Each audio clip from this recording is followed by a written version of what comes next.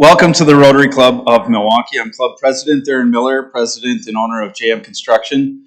Please stand if you are able and join me in the Pledge of Allegiance. I pledge allegiance to the flag of the United States of America and to the republic for which it stands, one nation, under God, indivisible, with liberty and justice for all. Thank you. And now, Margaret Crawford, founder of Crawford and Associates Consultings, will give our invocation. Thank you, Darren. This invocation is modified from a prayer that was written by World Vision. So let us pray. First, we give thanks as we are grateful to be living in a democracy where many play a part in making sure the needs and desires of its citizens are heard and met. Next, we ask that our leaders work together to find solutions to difficult problems and to do this with respect and humility. Finally, we pray for them and their families.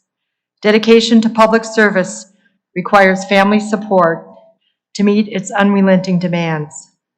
May our state's leaders and loved ones be granted strength, blessings, and peace.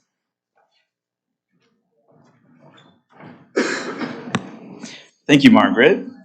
And thank you to all of our rotating sponsors whose logos appeared on the screen before our program. Appreciate all the support for the Rotary Club of Milwaukee. Again, I'd also like to welcome our virtual audience. It certainly means a lot to us to have you watching with us today. We also have some guests in the audience, so please stand when I call your name. Wally Sothoff, Managing Director of Grey Wolf Real Estate. Keith Stanley, Executive Director of Near Westside Partners, Milwaukee Bid District Number 10. Karen Ordonis, Retired Executive Director of Children's Health Alliance of Wisconsin. Josh Rowinski, Research Analyst Intern at the Berry Company. Shelley Miller and Delaney Miller, my wife and daughter. Welcome to all of our guests.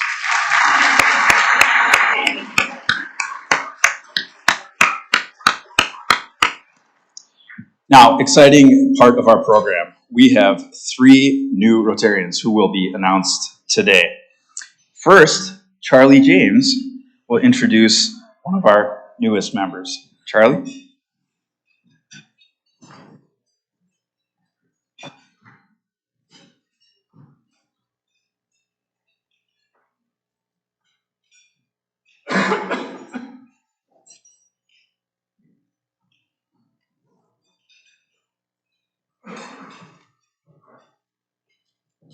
Hello, everyone.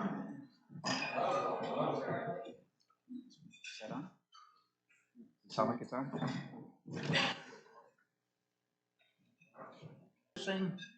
Our newest member of the Rotary Club of Milwaukee, Kathy Thornton Bias. Kathy, please stand up. Kathy Thornton Bias is the 15th president of CEO of Boys and Girls Club of Greater Milwaukee, and the second female to lead the clubs of the Boys and Girls Club since its founding in 1887 by Annabelle Cook. Kathy's career began at Saks Fifth Avenue. Can they hear me? The microphone.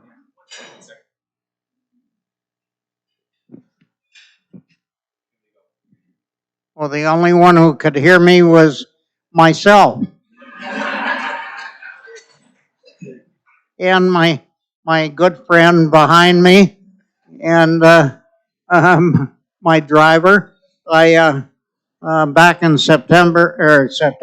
back in January, I should say, I had a bad fall and broke my femur, and so I'm recovering at the current time.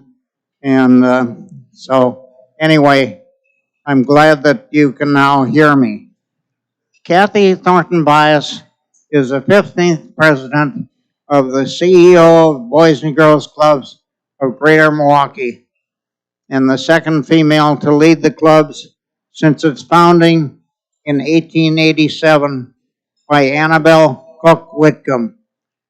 Kathy's career began at Saks Fifth Avenue in New York City, where she would eventually become the first African American to hold the title Vice President for Divisional Merchandise. She then served as the president of the retail division for New York's Museum of Modern Art, where she doubled revenues and tripled profits. Kathy serves as a board member for Boys and Girls Clubs of America. Additionally, Kathy has served on numerous nonprofit boards, including as a current board member of the Milwaukee Art Museum and the J.P. Cullen Advisory Council. She is also a member of the Affordable Housing Institute Milwaukee Advisory Team, the Greater Milwaukee Committee, the Metropolitan Milwaukee Chamber of Commerce, and the Rotary Club of Milwaukee as our newest member. Kathy has received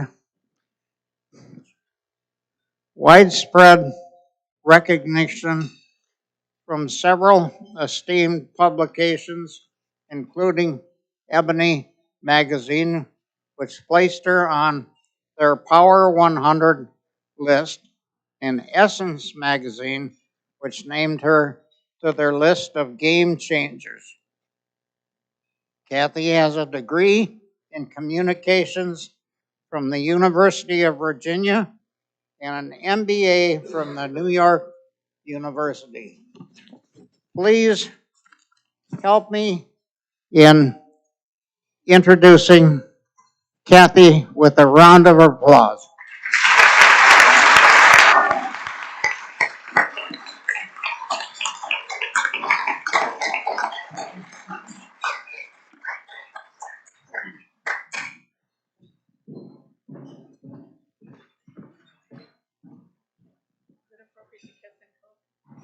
Absolutely.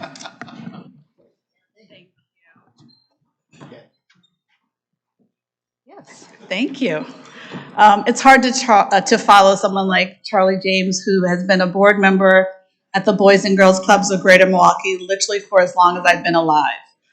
And I'm not a spring chicken, so there's that. I'm really excited about this honor. Thank you so much. My father was a Rotarian in Louisville, Kentucky, Louisville, properly pronounced, which is where I'm from, in Shively, and he was the first African-American member of that Rotary Club. So he was pleased as punch this morning when I let him know that I would be being inducted into an organization that meant a great deal to him for much of his career.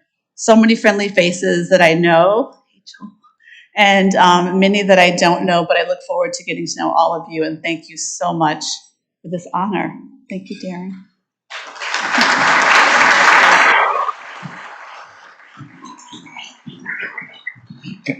Kathy, welcome to the club. We have 2 additional members to introduce today. We will have Dave Murphy and Keith Hoyak to the podium with their introductees.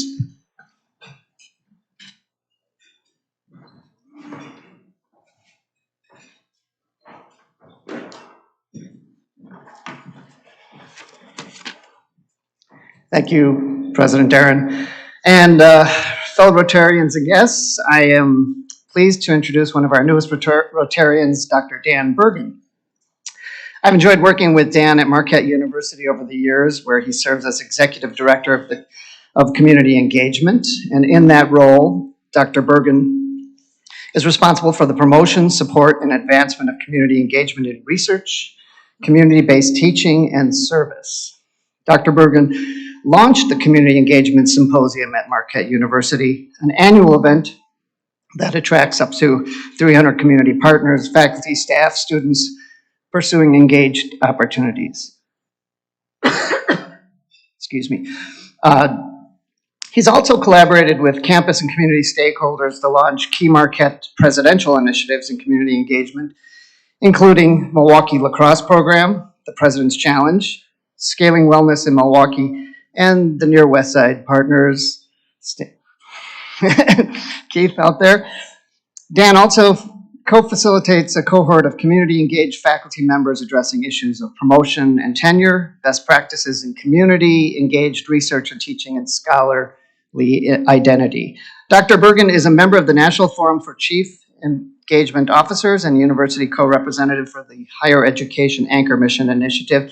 He has published, presented locally and nationally on the topic of community engagement in higher education, and adjunct taught in the English departments at both Marquette University and Carthage College. Dan's a proud alum of Marquette, native of Wisconsin, and in his free time, enjoys spending time in the Milwaukee community with his wife and 2 small children, Noah and Tova. He also enjoys writing and performing music. So, speaking of which, during the height of the pandemic, Dan was a source of comfort, connection, and entertainment for many as he would host regular Facebook COVID concerts.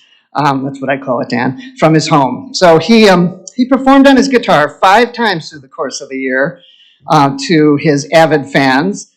Top 3 songs, Gray Street by the Dave Matthews Band, Cool Kansas Evening, Dan Bergen original, and Jack and Diane by John Mellencamp. So all I can say is look out live at the lakefront.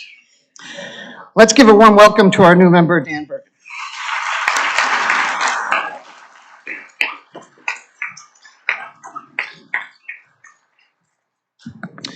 Well, thank you very, very much to Dave Murphy, and just want to express my gratitude to you as a colleague at Marquette University, someone who's mentored me and supported me. I'm so grateful to be here with you all and have the opportunity to get to know you in the coming weeks and months. Just thank you very much. Thanks.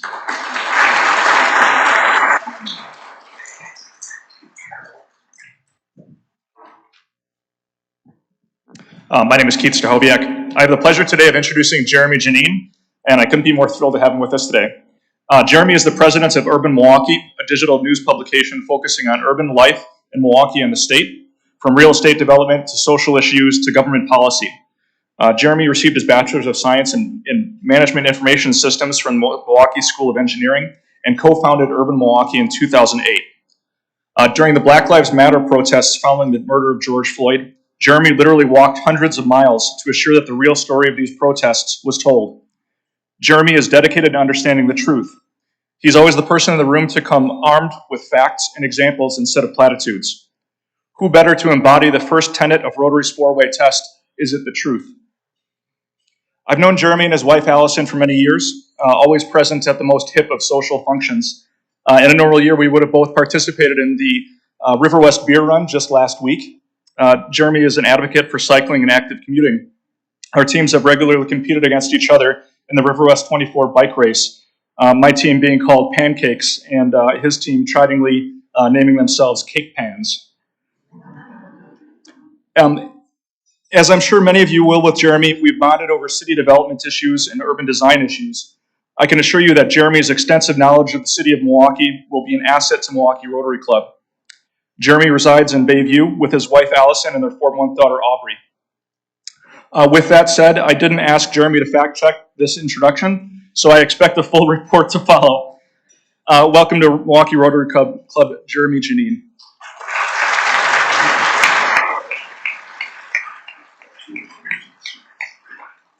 Keith is being very generous when he says we competed in the River West 24. The only reason we renamed our team Cake Pans is because they would be so far ahead of us, we thought by accident we might get a couple points added to us.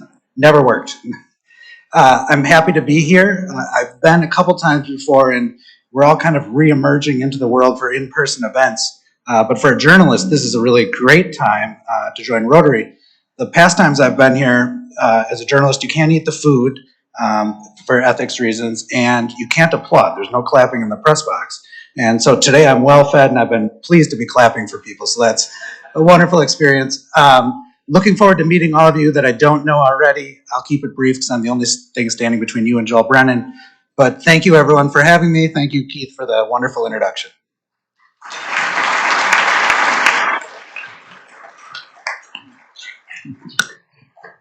Dan, Jeremy, welcome to the club. It's great to have you here. Dave, Keith, thank you for proposing them. We have a few quick announcements before our program begins. Last Monday, the Scholarship Golf Classic may have been rained out, but the auction and cocktail reception were a great success. Thoroughly enjoyed my time with over 70 Rotarians who came back after the rain out to enjoy the revelry. We were able to raise a fair amount of money that night, and there's still some unfinished business to take care of, right? The golf portion of the Scholarship Golf Classic has been rescheduled for Monday, September 13th. I don't know how many foursomes have had to find alternates, but my ringer is not going to be able to attend with me. So I know that Richie Burke, he's not here, but I'm still gunning for him. So anyway. So mark that date on your calendar. If you have questions regarding the date or format, reach out to the Rotary office. I'd also like to highlight the newest edition of our People of Action series, a spotlight piece that's written by about Kevin Bale, director at Ascension, between his career at Ascension, his love of his family, and work at local meaningful organizations in Milwaukee. Kevin has truly made a lasting impact on our community. You can read more about Kevin and his family in the latest People of Action, written by Rotarian Mary Bollich in this morning's email, or check it out on our website. Our Thai Rotarian chair, Jerry Stepaniak, has arranged for a behind-the-scenes tour of the Milwaukee Public Museum, morning of Thursday, June 24th. This will be an opportunity to visit the areas and view artifacts that are not typically viewable by the public. Rotarians who want to stay and visit the Mandela exhibit will be allowed to do so and offered a discounted ticket. If you're here in the room, there's information on the table, and there's also information coming out in our club-wide emails. One last quick announcement before our speaker. Milwaukee County still has our mask ordinance in place. So the Milwaukee War Memorial, of course, is a county property. So even though the city has lifted their mandate, please wear your mask when you're not eating. And now I'd like to welcome Audrey Brennan, Director of Strategic Philanthropy at Northwestern Mutual, who will introduce our speaker.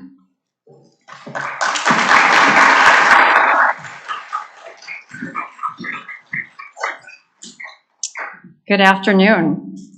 I love that my first day back to Rotary in person, I have the honor of introducing one of my absolute favorite people. I met Joel Brennan 24 years ago. We both ended up at the University of Chicago in pursuit of a Master's of Public Policy degree in career changes. I was drawn to the quantitative policy curriculum and Joel to the access to leading political minds and the real-life classroom offered by studying in the heart of the Chicago political scene. Our diverse interests and skill sets made us ideal study partners. Joel always knew that he would return to his hometown after graduation. And so after that, we went our separate ways. For 2 years, he helped attract visitors to Milwaukee as Vice President of Development and Government Affairs for the Greater Milwaukee Convention and Visitors Bureau, now known as Visit Milwaukee. And then had the opportunity to play key roles in several high-profile political campaigns. In 2004, he was appointed as the head of the Milwaukee Redevelopment Authority, where he directed real estate development and large impact economic development projects. Major successes during his tenure include the Manpower World Headquarters relocation to downtown Milwaukee, reconstruction of the Milwaukee Intermodal Station, and redevelopment of the former Pabst Brewery site. In 2007, he took the helm at Discovery World, where he had the opportunity to enjoy many Wednesday evenings with Rotarians as part of the Live at the Lakefront series. During his almost 12-year tenure, he turned multi-million-dollar operating deficits into surpluses and eliminated millions in capital debt. In 2018, Discovery World, as you know, completed a $13 million update that added more than 20,000 square feet of new interactive space. On January 7th, 2019, Joel Brennan officially began his current role as the Secretary of the Department of Administration, appointed by Governor Tony Evers. In that role, he oversees areas like the state budget and serves as a lead cabinet official, and of course, enjoys the opportunity for healthy banter with Republican legislators. In the midst of all that, I made my way to Milwaukee. Joel and I celebrated our 17-year anniversary this year and are raising 2 amazing kids and 2 dogs who Joel adores. I was thinking about what insights I might be able to share about Joel that would be relevant to his conversation with you today. Something beyond his penchant for crosswords or his aversion to onions. From my perspective, one of Joel's greatest gifts is his unique ability to get along with anyone, regardless of background, experience, or even political leaning. His sense of humor certainly contributes to that. On more than one occasion, we have attended events where we were seated with individuals from far across the political aisle, or in some cases who had a bone to pick with Joel about some issue or another. And inevitably, by the end of the evening, Joel has not only diffused any tension, but is exchanging jokes and in many cases forging long-term friendships.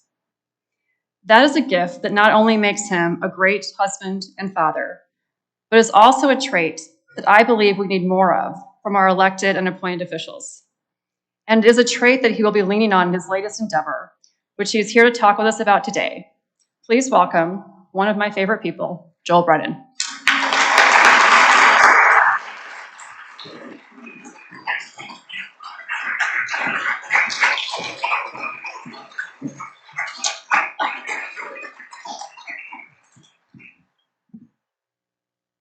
Thank you, Audra. And Audra said she was at the University of Chicago because of her quantitative background and all that. And I was there for something. I was there to meet Audra. That's what I came to the University of Chicago, and that's the best thing that I got out of that. The other thing that I would say just before I start is, Jeremy, I'll be watching for the applause lines for you. I mean, if you're in your official capacity, it's okay if you applaud for me, I guess. I also just want to say, I think I've been here twice in this current role, but I've worked on the lakefront, or did work on the lakefront for so long, and got to know, have known so many of you throughout my career. There are friends, mentors of mine in the audience here, and people who continue to do great things every day, and all of you have been tested in ways unimaginable over the last 14 or 15 months. And so many times, and this is part of the blessing of the job that I have now. I'll talk plenty about the curses during the course of the next few minutes, but part of the blessing is to get a chance to see people who time and time again are rising to the occasion in Wisconsin. Everyday people who are leaders in so many different ways, to allow us to not only get through what the last 14 months brought to us, but also to make sure that what we are doing moving forward, the recovery for this is going to be long-standing, and it's going to change the face of Wisconsin for the better. So again, I'm just so thrilled to be around here. I've had a number of people come up to me and say this is their first time back in person for Rotary in a long time. I hope that I'm worth it, Karen and others. But I truly appreciate the work that you do and what this organization means to Milwaukee. I did try to participate in the golf outing last week. I was not a ringer. I'm no Richie Burke, but Frank Gimbel did have me on his foursome, and we tied for first place along with everybody else. So we were thrilled to have that last week. And what I'm going to try to do today is talk around a couple of issues. I want to make sure that there's time for questions. Some of that healthy banter that Audrey talked about, maybe we'll have an opportunity for that in the question and answer period here. But things are always dynamic in and around Madison and state government, and I want to make sure that I have a chance to be responsive to you and the questions you may have today. Just a little bit about what the Department of Administration is before I begin. It's one of 16 cabinet level agencies inside state government. It really is a service agency that serves the governor, the legislature, all the other cabinet level agencies. So if you had my colleague from the Department of Transportation or the Department of Natural Resources, they have a pretty fixed set of issues that they work on. What we do at the Department of Administration really is lots of things that are enterprise-wide. We serve as the human resources arm for all of state government. There's about 35,000 state employees. We manage all of the state's real estate. There's about 6,200 properties that the state has either leases, manages, owns around the state.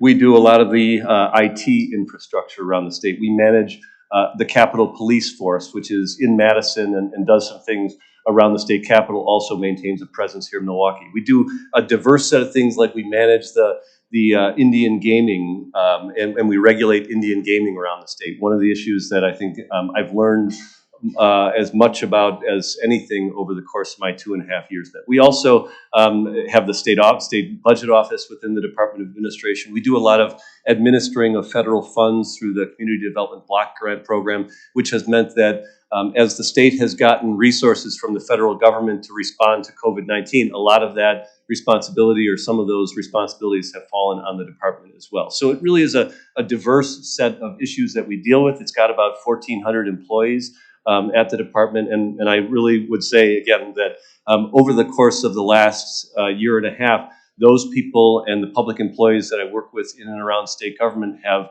at every turn been the kind of everyday heroes that we would hope and expect Wisconsin residents to be, putting together a testing infrastructure around COVID-19, driving or traveling all around the state to deliver kits and to work with local public health, making sure that we could get dollars out to places that are in need, some of whom are reflected here. Kathy and the Boys and Girls Clubs have been a recipient of resources like that, and there's more of those things to come. So that's just a little bit about the agency and what we do. This also may be information that you know, but for more than a year now, we really have kind of been keeping score, lots of us. On a daily basis for a long time, it was keeping score about where we were on cases. Unfortunately, where we were in the death count around the state around COVID-19. Back in December, early January, we turned to keeping score around where are we in terms of vaccine, because the vaccine is really the vehicle that has allowed us all to gather and to do things like this, to go back to life as we knew it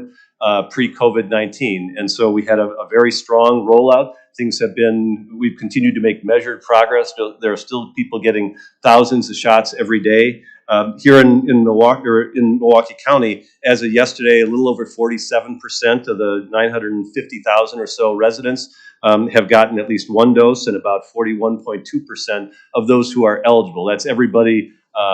Actually, that's of everyone in the community. As people know, I think kids under the age of 12 at this point are not eligible for the vaccine. So for that portion that's eligible, it's well over 50%, getting closer to 60%. And statewide, those numbers are 49.1% of the overall population, and about 44.2% that have gotten both of their doses. More than 2.5 million Wisconsin residents have gotten the vaccine, and really that is part of what is fueling how we're coming back from COVID-19.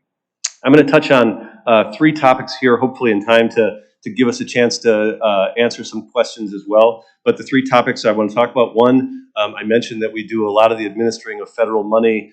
We had the CARES Act in 2020. We have the rescue plan that was passed in early 2021. That's brought quite literally billions of dollars into the state. I want to give you a little idea of where those dollars have been spent and some of where we're going with those. Second is the status of the state budget. The very powerful Joint Finance Committee is meeting today, meeting on Thursday of this week. They said they intend to finish their work on the governor's budget. Then it will go to the Assembly and the Senate in the legislature, then be sent to the governor. All that is likely to happen in the next 2 or 3 weeks. And what that does is that budget process really lays out what the next 2 years are going to mean around state priorities and spending. So it's a really important process. The state's fiscal year ends on June 30th, and so this is really what will govern happening from July 1st, 2021 through June 30th of 2023. The final thing that I want to talk about a little bit is just the vision that was outlined by the governor and our administration a few weeks ago around the state's real estate footprint, the lessons we've learned around how we operate, how we work. There's been so much remote work, and that certainly is something that's happening in the public sector. It should and will have an impact on the state's real estate footprint moving forward, but also how we deliver services in and around the state of Wisconsin. So I hope to be able to work my way through those three and then answer some of your questions. First of all, on the issue of federal resources, I mentioned that in 2020, under the Trump administration, there was a bipartisan piece of legislation that was passed called the CARES Act. In Wisconsin, we got $2 billion in what was called the Coronavirus Relief Fund. And I'm not going to go through bit by bit how we spent all that $2 billion, although if you go to the Department of Administration website, I think there's a good thing on the site there about virtually every one of those dollars and how they were spent by county, by industry, other places around the state. We've tried to be very transparent in the way that we've done that. So there's rich information that you can gather there. But just to give you a sense of that $2 billion, again, that was passed during the height of COVID-19 and the height of the public health challenges and the pandemic. So if you think about that $2 billion, about half went directly towards the public health response. So that would be aid to local public health agencies, the infrastructure at the state level around testing, contact tracing, the response by the Wisconsin National Guard and Wisconsin Emergency Management. All of those things in 2020 added up to about $1 billion. The other $1 billion went towards the economic recovery or economic response to COVID-19. And that was really the largest portion of that was about $250 million to small businesses around the state. About $200 million went to local units of government, like the city of Milwaukee, Milwaukee County, but 1,800 units of government. And then we had specific programs for industries that were affected. Not to pick on Kathy, but the nonprofit sector and the Boys and Girls Clubs and the Ys for out-of-school programming was one of the areas we did it. We did stuff for the nonprofit sector. We did things for people who are having trouble keeping a roof over their head. We spent about $30 million plus in rental assistance. We aided live music venues like the Pabst Theater and others here in Milwaukee. We did things around other kind of small business relief. We've we had funding for the lodging industry around the state, one of the areas that's truly been decimated. So about half of those resources went to those priorities as well. Fast forward to the beginning of 2021 and the Biden administration, and there was another response from the federal level called the America Rescue Plan Act, ARPA. ARPA is the term that we use around state government now. And through that, Wisconsin has gotten about the state of Wisconsin has gotten about $2.5 billion.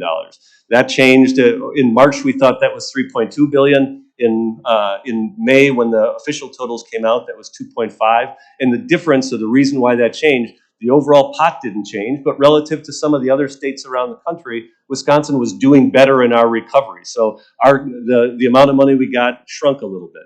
Same for local units of government. So local units of government got about $2.5 billion, and they're getting those dollars. And those are dollars that are going to be spent now, but moving forward for the next few years. But and again, without going into too much detail on how the state's going to spend those resources, I can give you a sense of where we are in the pandemic response and just where we are in recovery. Because as we look at those dollars, It's $2.5 billion, a little more than we got last year, but about 15% of that is going to go towards the public health response. We still have to do testing. We're doing things around the vaccine. There are other things that we're doing around the infrastructure of public health, but only 15% of that is going to be directed. 85% is going to be directed towards the economic response and the overall, the longer term economic recovery.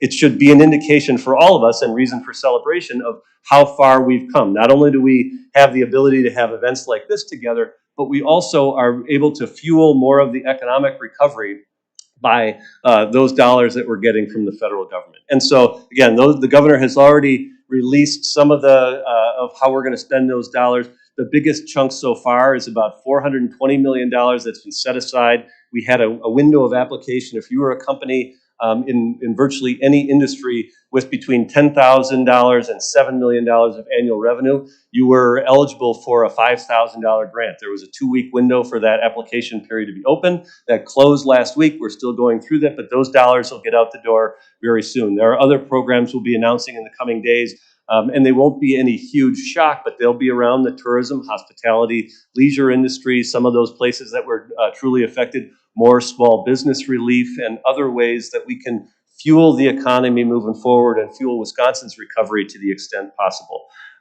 One other area I just wanted to mention, because it's something that has been a real big thing in and around Milwaukee and will continue to be. We're on June 15th today.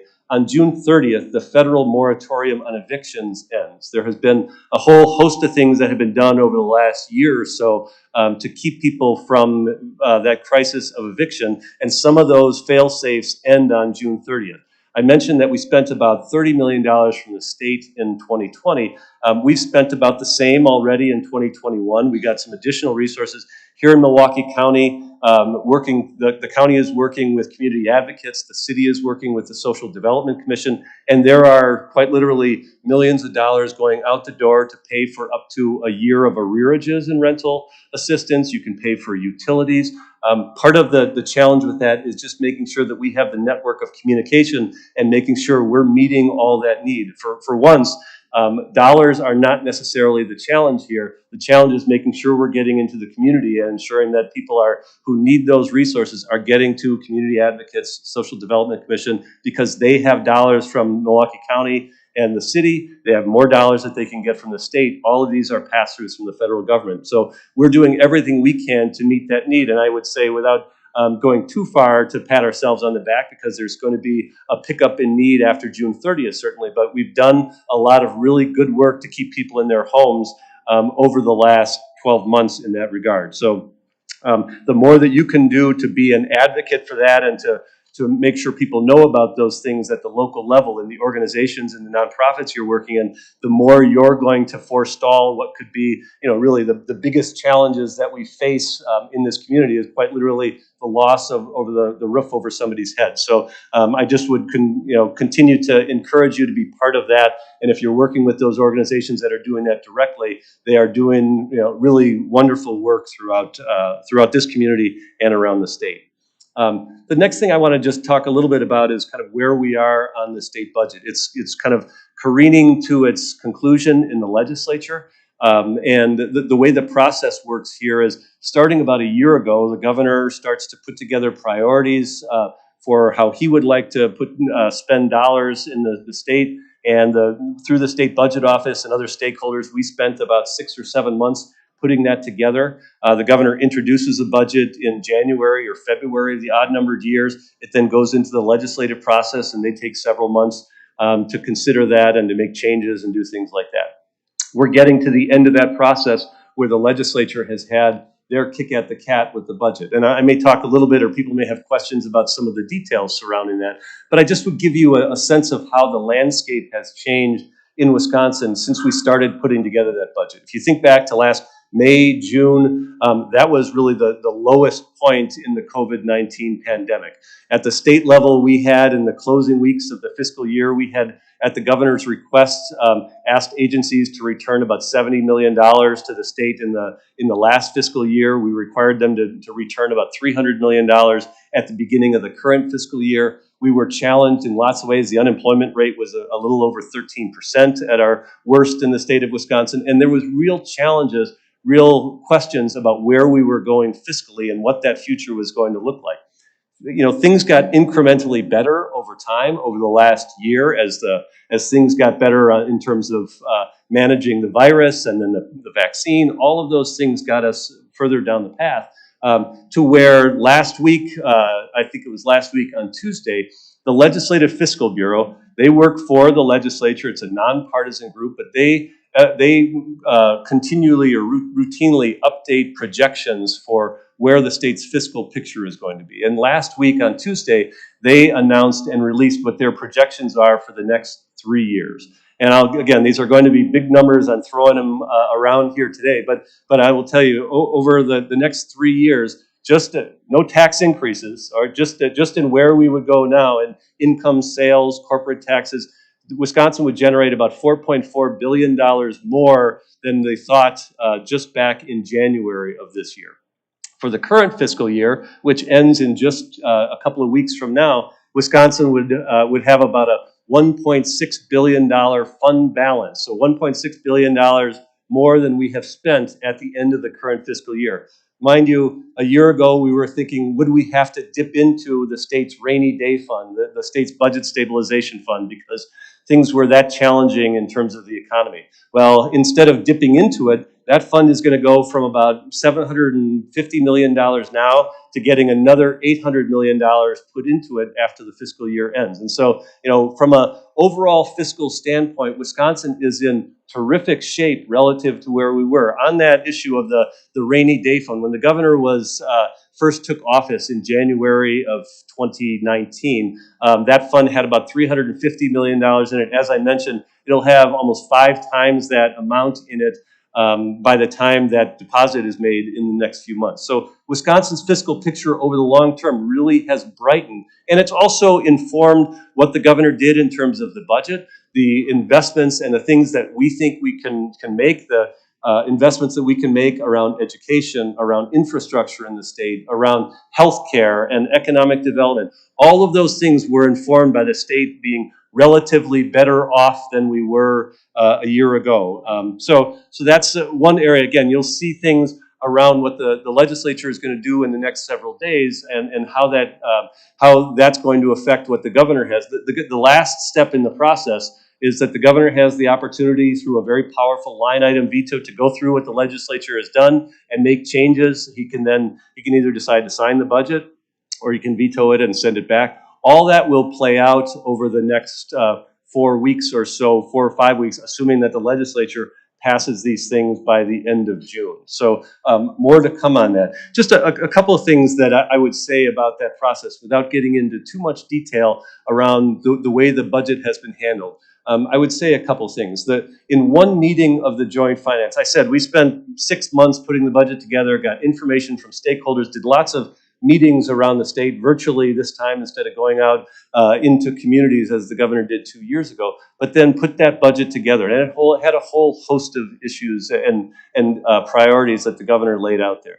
In one meeting of this very powerful Joint Finance Committee about a month and a half ago, they struck out more than 400 of those items without any debate, without any action on those. Some of these very popular items, they just kind of in one swift motion did away with those. I'm not sure that the process works as well as it should when we don't have the chance to debate and have the kind of robust discussion on issues like that. I'll bring up one of those for your information here. It's the notion of the expansion of Badger Care in the state of Wisconsin. Badger Care is Wisconsin's version of the federal Medicaid program. Through the Obamacare back a decade ago, states had the opportunity to expand that and bring more people under the Medicaid umbrella. At this point, almost 40 states have done that. 80% of the U.S. states have done that. The most recent states to have done it are states like Oklahoma and Missouri. They did it through ballot initiatives. They did it over the objection of their Republican governors and Republican legislatures. Some of the places that passed this through their legislatures, Montana, Utah, Nebraska, Idaho, I can guarantee you, and Jeremy can fact check me on that, Joe Biden didn't win any of those states. These are not blue states or even purple states, but they're states that expanded that because there's opportunity to cover more people and get additional federal money into those states. And here in Wisconsin, what it would mean if we expanded Badger Care would be about 90,000 people would get additional medical coverage. About half of those would be covered by this program. About half of those currently have no insurance. It would save the state about $630 million in the current biennium. It would allow us to bring in about another $1 billion in federal money. And the kicker is, this year, because of that America Rescue Plan, Wisconsin would get another $1 billion for the next 2 years to spend on anything we want.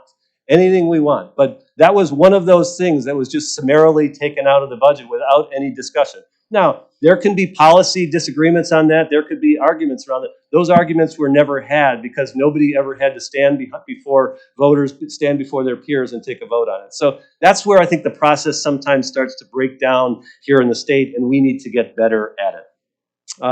I want to talk just a little bit about where we're going in terms of the state's real estate footprint, and then hopefully have time for a few questions from you. A couple of weeks ago, the governor outlined a plan called Vision 2030.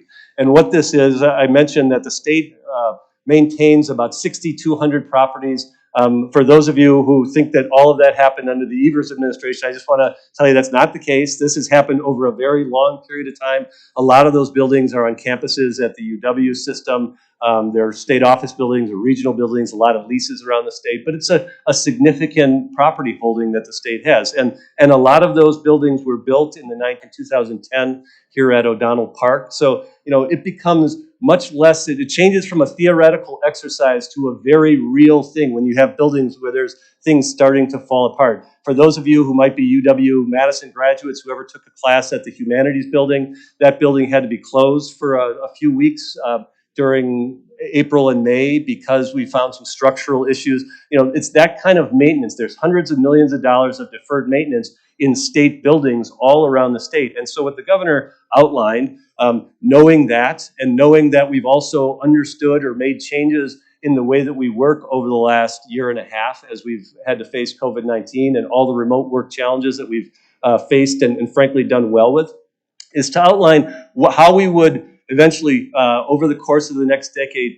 shrink the state's physical footprint, consolidate leases in various places. For instance, in the city of Madison, the state now operates in about 7 different buildings.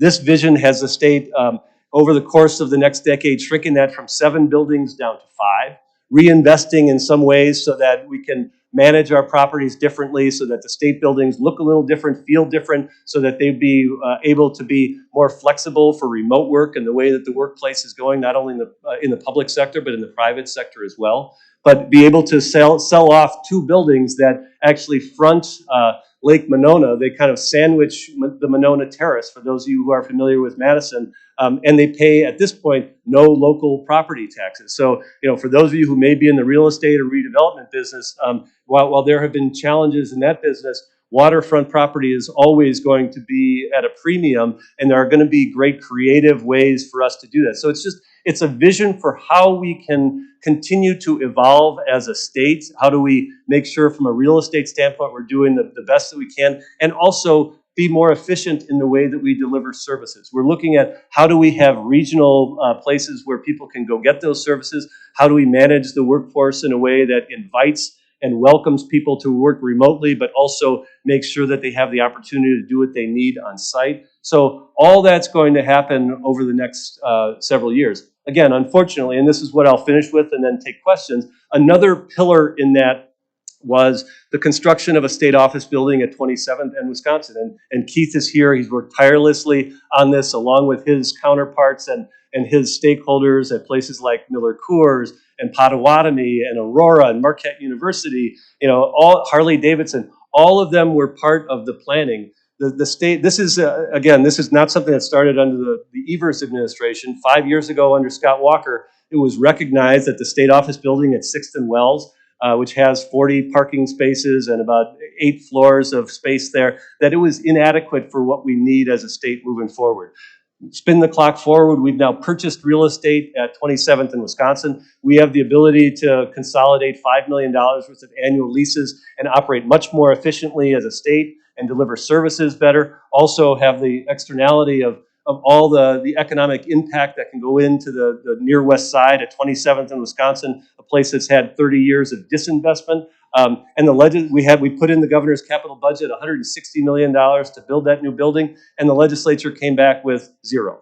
And so, again, this is a situation where, as a resident of the city of Milwaukee, as somebody who works for the state of Wisconsin, as somebody who wants to see the state move forward in dynamic, interesting, innovative ways, there needs to be partnership in the way that we do that. There was partnership in the way that this vision was created at 27th and Wisconsin. There was partnership across the board in terms of the stakeholders who were invested in that, and how that can make the state operate more efficiently, how we can get those services delivered. We didn't have the partner that we need in the legislature. And again, there can be reasons for us to disagree on this, but on the merits of the policy and on the facts, when you're making a 50-year investment in a building, you need to make sure that you're doing things in the right strategic ways. And we missed that opportunity. Now, there's opportunities that we may be able to resurrect that. There still will be those who continue to. I'm personally committed to that. The governor is personally committed to that.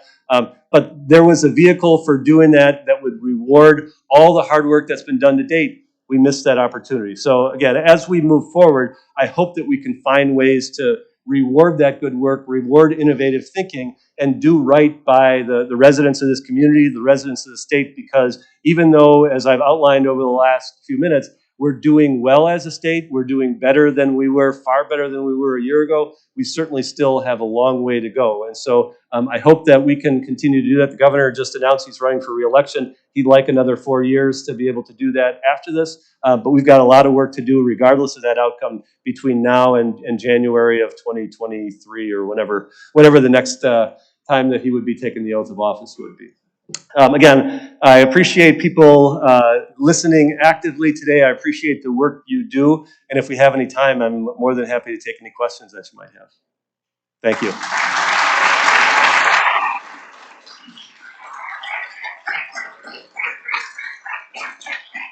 Barb, you had a question?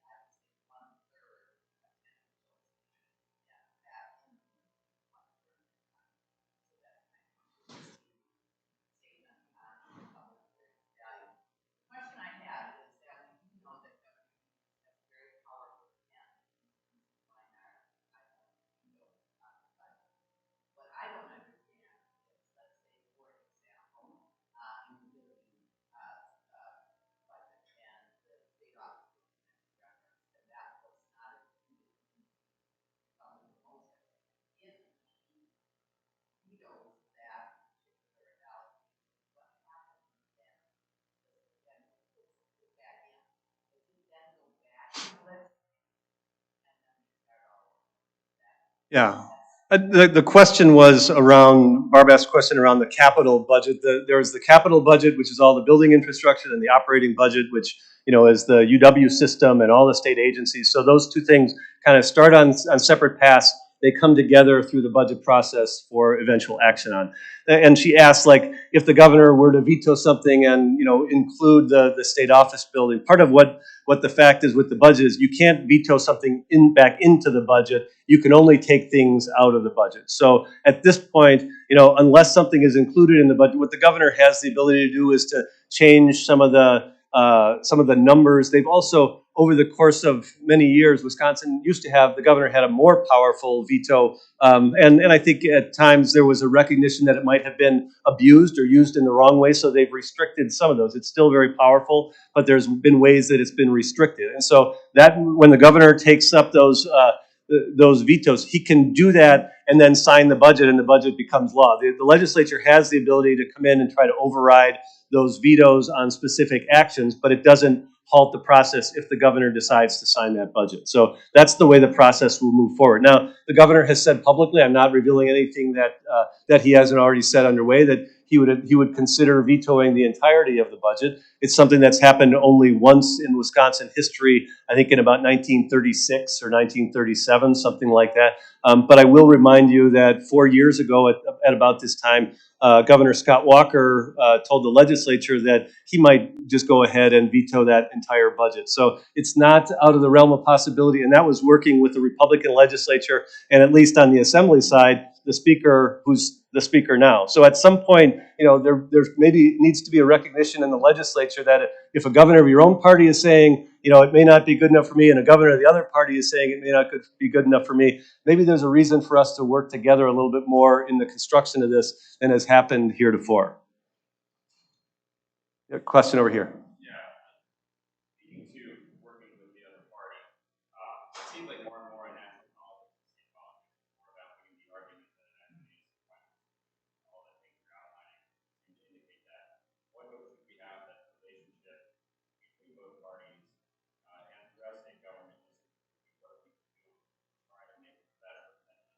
Yeah, the question is, what are we doing to make it so that we don't hate each other as much, or don't look like we hate each other as much? And I do think that some of that is making real people out of the dialogue. There is a whole host of the legislature. I forget what the percentage is, but a significant percentage of the Senate in the state of Wisconsin has less than 4 or 5 years of experience. They've only been in for one term. And I think a lot of what's happened, and frankly this probably happened both on the left and the right, is the center has kind of disappeared. You have people who are ideologues on both sides of the political spectrum. Really, a lot of what that gets down to, however, is the way that we draw the political boundaries every 10 years as a result of the census. Until or unless legislators feel like they're accountable to voters and that there is some chance that their actions might have them held to account at the ballot box, I don't think a hell of a lot's going to change in terms of the action. I've gotten a little more cynical about the process, unfortunately, over the course of the 2.5 years that I've been there. But at the same time, the countervailing thing I'd say to that is we do a lot of work together. My colleagues and I, all the cabinet members, we talk a lot with the legislators. There have been people who have had lots and lots of conversations with the legislature, and that changes things a little bit at the margins. We create conversation, we create relationships with them. That's as important as anything. It's a lot easier to attack something that you don't know and somebody you don't know than somebody who you have a relationship with. So I think all that stuff has to continue, but I also do think that unless we have a process where, and this happens both on the Democratic side and the Republican side in various states, until or unless we have a process where the maps create an environment where there's a little bit more competitiveness, then things are not going to change markedly. The other thing I guess I would observe, and this may sound philosophical, is that what I think is really unfortunate is that in government now and in politics, people are kind of, the currency is anger. It's if I can make my side, and it's all a zero-sum game too. If I can make my side just a little angrier than you can make yours, then I can win back some of the turf that I lost to you, whenever. And in this case, the Republicans in the legislature are unhappy that this governor got elected. They think if they can stand in the way of his priorities, there's a better chance that maybe their side can be a little bit more angrier. They can come out in greater numbers in the next election and beat him. Again, that's something I've observed, and I guess I hope that we can do better on that. Again, and this last thing may sound really partisan, but I also do think that democracy is under attack. You had a handful of legislators from the state legislature go out to Phoenix or Maricopa County this weekend and observe what I think is a Keystone Cop operation of this, whatever this audit is supposed to look like in Arizona. It's been attacked by people all over the political spectrum. For us in Wisconsin to have people going out there to do that is demeaning to the process. Anything that we do in democracy that's about getting fewer people to vote or making it harder to vote, to me, that's not a democracy that's healthy. So I think we got to do some things to move that forward a little bit better than we have. Yeah, Jim.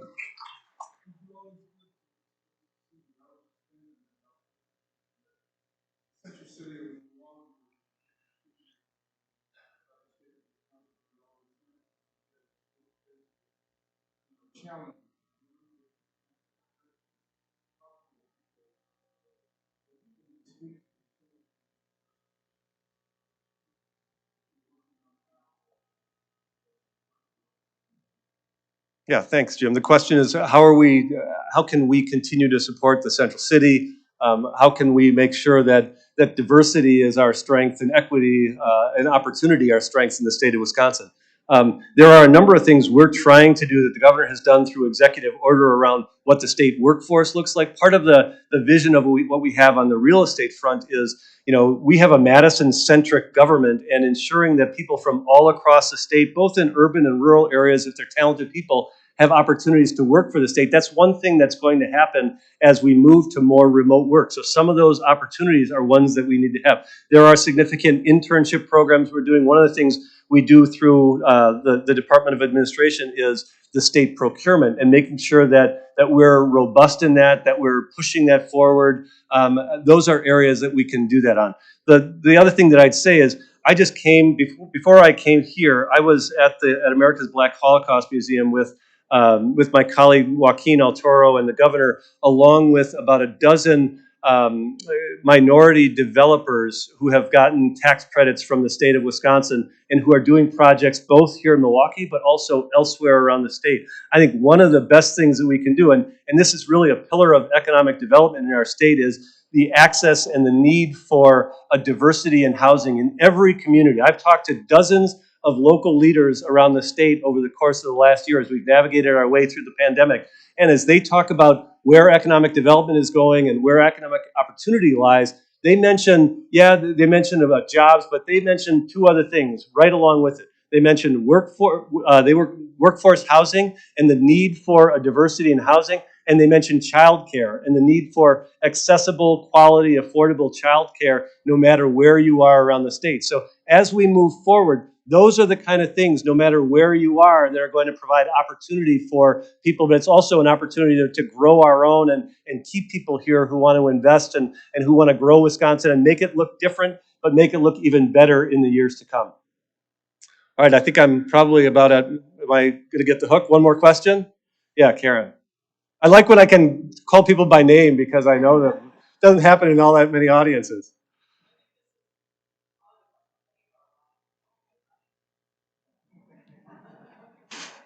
My wife is over here. I did run. Where were you 17 years ago when I was running for the state Senate?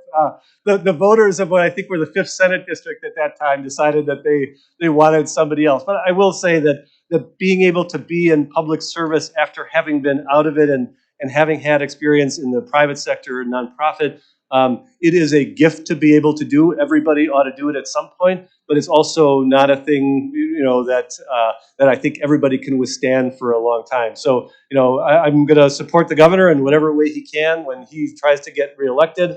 If he wants me to continue serving and it works for Audrey and our family, we'll do that. We have now 2 kids who are going to be in high school, 2 proud graduates of Golda Meir School here in Milwaukee, and we're staying here. We never left, so we're still going to be part of the community. And no matter what we do and what role that either one of us is playing in the community, we are community people. I plan to be at more Rotary golf outings. I'm going to be at Frank's in September if he'll let me, and we'll go from there. But I really appreciate everybody being here today and getting a chance to see all my good friends here. And thanks for everything that you guys do.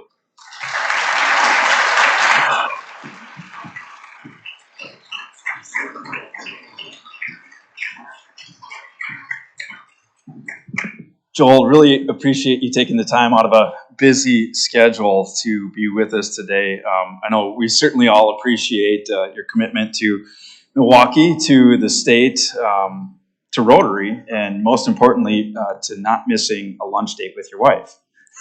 So, again, in honor of community leaders like yourself who speak to our club members, we'll be making a donation to the Ywca Southeast Wisconsin, whose mission is eliminating racism, empowering women, and promoting peace, justice, freedom, and dignity for all. So thank you for being here. A few real quick announcements. Looking ahead to next week, please join us in person or via the live stream to hear from Milwaukee Common Council President Chevy Johnson. Kathy, Dan, Jeremy, welcome to the club. We all have a responsibility to make this club vibrant, so appreciate all of your proposers. If you know somebody who you think would make a good Rotarian, bring them to lunch. That's all for today. Appreciate everyone taking the time to be here. This meeting is adjourned.